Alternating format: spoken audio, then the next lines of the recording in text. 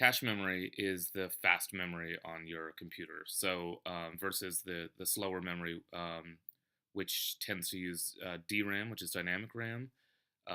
Cache memory uses SRAM, which is static RAM. And the way it works is basically the closer to the CPU memory is, the faster it's going to be. And that's what cache memory is. So there are three major categories of cache memory. There's the register file, which is the fastest and closest to the CPU. And then you have L1 and L2, which are increasingly further away from the CPU. Um, Actually, L1 is on the CPU and L2 is on the side of the CPU.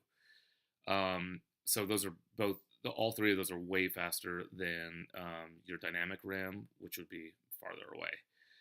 And the way I think of cache memory is, it's something that the computer can access instantly, that maybe is that it's the memory that it needs right away versus sort of long-term memory.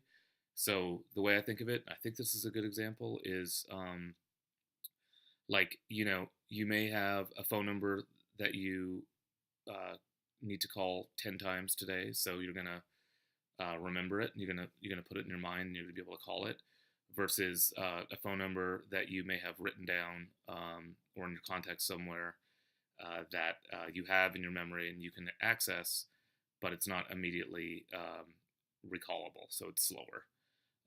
And the way I think about the levels of cache memory are that a register file is like a cache register, so it's the best. That's where the money is. Cache register. L1, I think of it as loser one, so it's like the second up or the first up from cache register. And L2 is loser two. So cache register, loser one, loser two. And that's cache memory.